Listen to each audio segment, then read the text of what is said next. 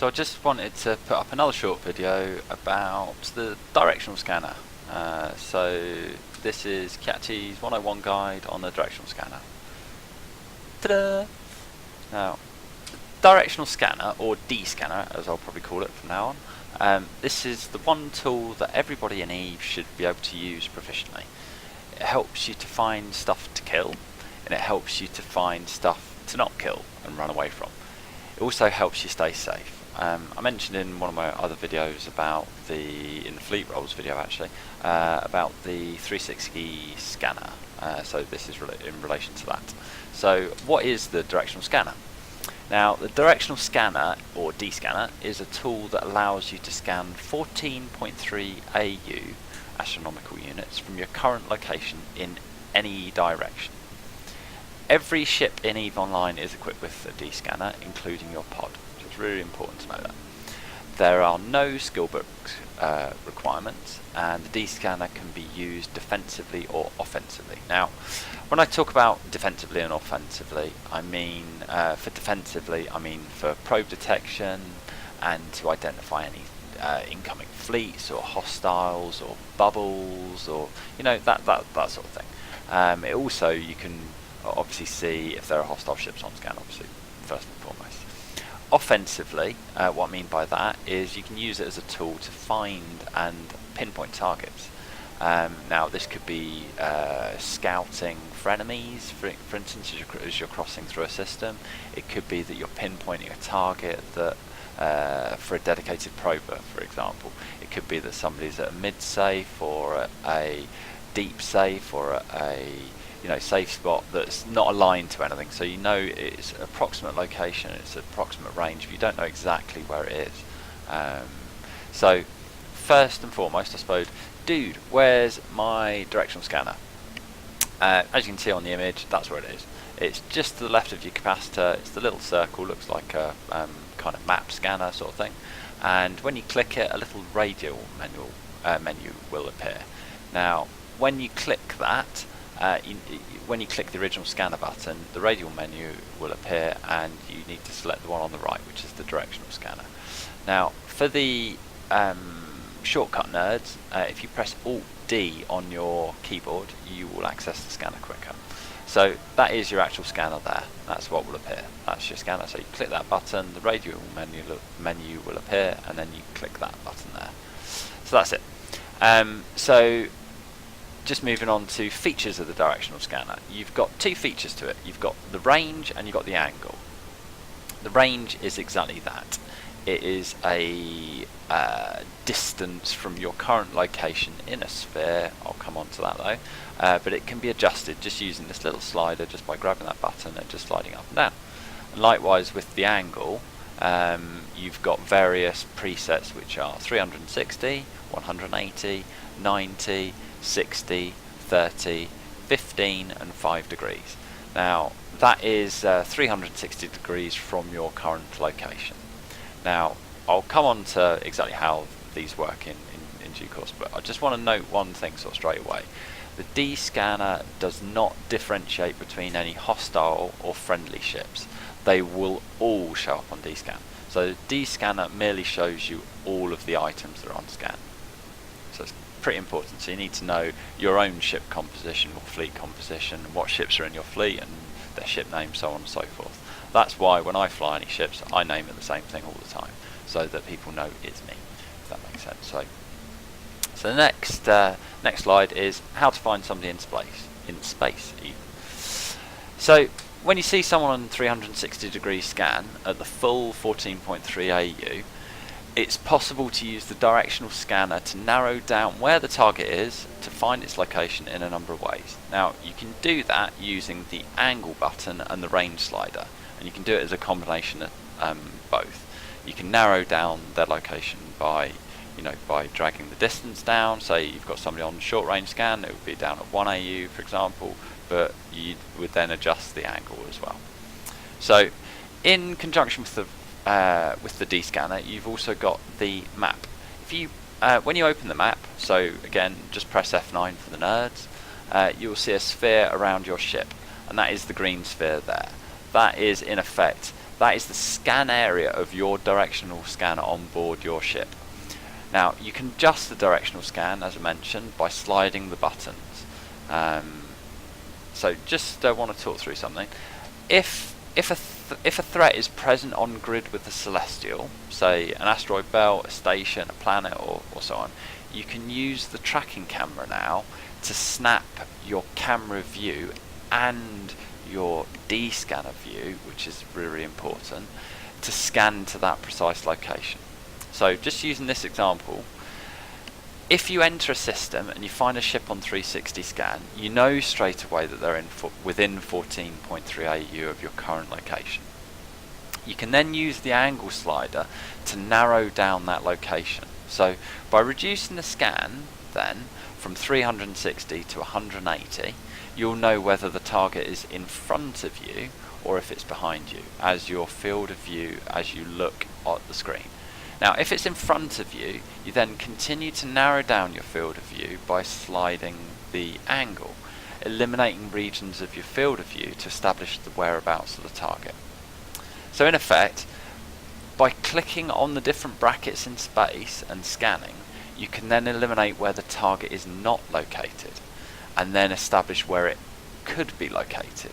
Now I actually personally use a combination of range scanning and angle scanning to find my targets. I don't use one over the other. Generally I will enter system, check 360 and then try and narrow down the angle scan and then start playing with the range, if that makes sense. There's no right or wrong way though, it's different strokes for different folks. So I'm just going to cover the angle slider first. So scanning using the directional scanner or angle slider.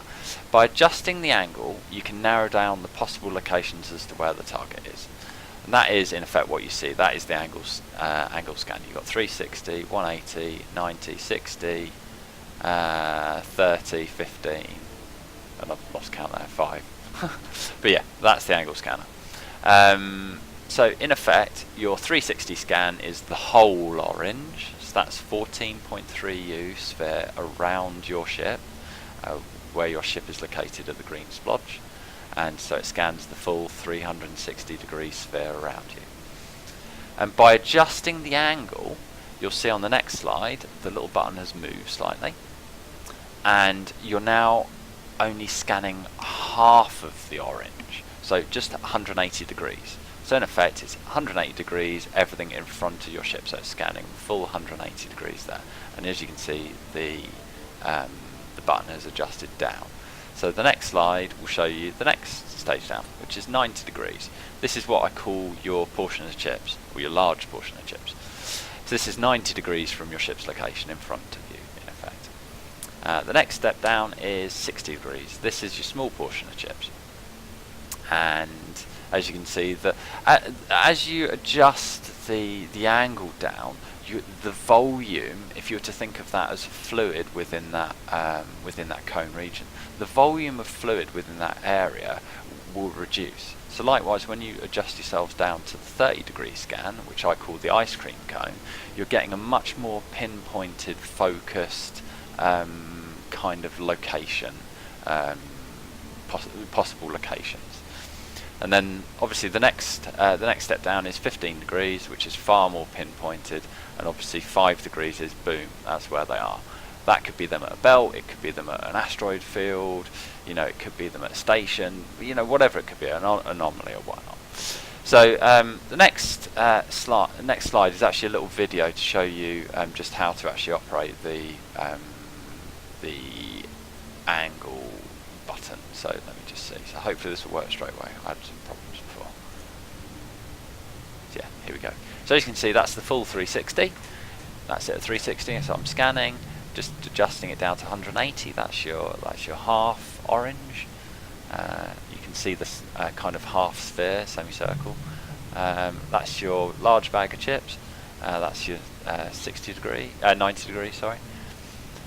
And then just adjusting it further, that's your small chips, that's your 60 degree scan, and you can see as you're narrowing it down, that's your ice cream cone at 30 degrees, and you're in effect reducing the area where the locations where they could possibly be. And and I've just got an email, as you can hear. Sorry about that. So as you can see, that's how the slider actually works. It's pretty simple. You can just drag, click, and slide. It's pretty simple. So just going to move on to the next slide. So as you can see, in effect, as you reduce the angle from 360 to 180, you reduce the area or volume that you're actually scanning. As you reduce that scan further, you reduce the possible locations for your target as whereabouts, and therefore you increase your chances of finding the target, as there are fewer locations where it could be. That's pretty important. It should be noted that as you narrow your scan from say 360 degrees to 180 degrees to 90 degrees, the sphere becomes cone shaped and more precise. So it's a more focused, more pinpointed kind of scan. Now anything within that cone will be picked up on scan. So that's drones, that's all of the that you see on scan basically. And the direction of the cone is determined by the direction that you are looking in space. Really, really important. That it's not where your ship is pointing. Your ship could be pointing anywhere, up, down, left, right, wherever is there an up in space, who knows. So just going to cover the range slider now. Now the range slider is your 14.3 AU is your maximum scan, and you can go from 0 to 14.3. Now by adjusting the scan range, you can narrow down the possible locations as to where the target could be. And the scanner actually has presets at 14.3, 10 AU, 5 AU and 1 AU, and you can input within that box there, and by clicking those arrows you can adjust it by macro scale amount. So for instance, if you've got a target on scanner at 10 but not at 5, for example, it could be at 6, or between 5 and 6, it could be between 6 and 7, or 7 and 8, and 8 and 9, so on and so forth. So you can literally just put whatever number you want within there to get the different permutations. So it's pretty important that. So yeah, that's that for the range slider. I'm just going to show you another little video just to show you how it actually works. So let me just show you now. So hopefully this will work straight away. So there we go. So as you can see, that's the range slider. I've got it at 14.3 AU sphere there. I'm adjusting it down to 10 AU, and then to 5 AU, and then to 1 AU. As you adjust it, obviously the volume of that sphere decreases, so you end up having to zoom in on that, obviously to find possible locations where your target could be. Obviously back up to 14.3 AU, and as you can see, I'll put in 8 AU there, 7, and back to 0, then up to 6, and so you can put whichever number. If you know there's a target, say between 5 and 7 AU, you can actually put 5.1, 5.2, 5.3, 5.4, so on and so forth. So but it's a really, really easy tool to use. So that's it for the range slider. Now what I've done on the next little slide is show you the range and angle slider being used together. Now let me just show you. So here we go. So this is a range and angle slider together. So you've got your range. I'm adjusting the range down to 10. It's 360 scan, 180 scan there, and back down to 90, and adjusting it down to 5 AU, so more focused scanner. So you can see quite reasonably that the area that you're actually searching is reducing with each macro adjustment you're making. So as you can see, that's down to your ice cream cone, and then back down to 1 AU, and you can see just by increasing and decreasing it, you can see how the area of your scan actually is adjusted and how more focused it becomes, and then back up to 360. So yeah, so that's that. Now I'm fortunate enough actually that I've got a little live demo for you. Yay, live demo, we like those. Now I was fortunate enough to, I was out in a Helios actually, as you can see, in a Helios probe launcher and Flowcon, and I hopped into a system. There was a couple of people that that said hey in local sort of thing. It's actually members of CAS, so big shout out to the CAS guys. They always bring a good fight, but in this instance they didn't, because I actually asked them in local if one of them could just undock and go somewhere so I could scan them down. So this is the product of this that little video. So let me just show you now. So as you can see, just landing on the in gate into their system, so just literally just about to hop through. So as we go, fleet jump jump, fleet jump jump, scanning still. So as you can see, I've already got my map and scanner open, and so bang, straight away you've got an Ishtar on scan. There's also another ship, I can't remember what it was. So as you can see, I've adjusted it down from 14 AU down to 10, down to 5. There's a Tristan on scan, that was it. Back up to 10, and Ishtar. I think at this time, I think he was actually in warp, to be honest. So I'm just adjusting my angle from 360 down to 180, and then I'm just grabbing I'm looking around to the station. He's not at the station, so 180 scan there. I'm changing my adjustment there, adjusting my view there. Not on 180 there, so I think he was mid-warp, to be honest. Now he's on full range scan. There's the Ishtar 360. There he is at 180, and I'm just orientating my camera. As you can see, I click on that, and that straightens my camera. Snaps to it, and I've got him on 60, 30, down to 15, and there he is, 5 degrees. 5 degrees, 14.3 AU, and it's only going to be one of 6 of those places. So I think I adjusted it down to 10. He's not at 10, so he has to be at that asteroid belt. So I warped in at 100.